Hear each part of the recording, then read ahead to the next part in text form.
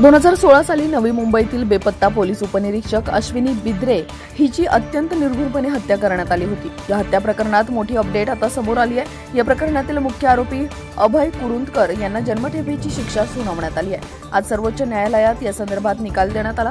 नवी मुंबईतील बेपत्ता पोलीस उपनिरीक्षक अश्विनी बिद्रे यांची निर्घृणपणे हत्या करत त्यांच्या मृतदेहाचे तुकडे करण्यात आले होते।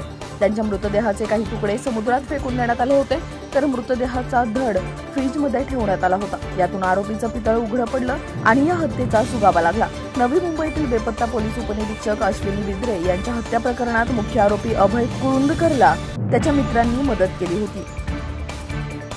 अश्विनी बिद्रे हत्या प्रकरणी आतापर्यंत अभय कुरुंदकर, राजू पाटील, चालक कुंदन भंडारी आणि महेश फळणीकर यांना अटक करण्यात आली आहे। महेश फळणीकरने पोलिसांना दिलेल्या कबुलीत सांगितले की 11 एप्रिल 2016 रोजी वरील 4 आरोपींनी एकत्रित येत बिद्रे यांची हत्या केली। त्यानंतर लाकूड कापायच्या कटर मशीनने अश्विनी यांच्या शरीराचे बारीक तुकडे केले व ते वसईच्या खाडीत फेकले। दरम्यान नवी मुंबई पोलिसांनी यापूर्वीच हा गुन्हा उघडकीस आणला होता, मात्र आरोपी कबुली देत नसल्याने तपास रेंगाळला होता। तसेच मुख्य आरोपी स्वतः पोलीस निरीक्षक असल्याने पोलीस तपासात दिरंगाई करत असल्याचा आरोप अश्विनीचे पती राजू गोरे यांनी केला होता। त्यानंतर हा तपास गुन्हे शाखेकडे सोपवला व नंतरच या हत्येचा उलगडा झाल्याचा दावा राजू गोरे यांनी केलाय।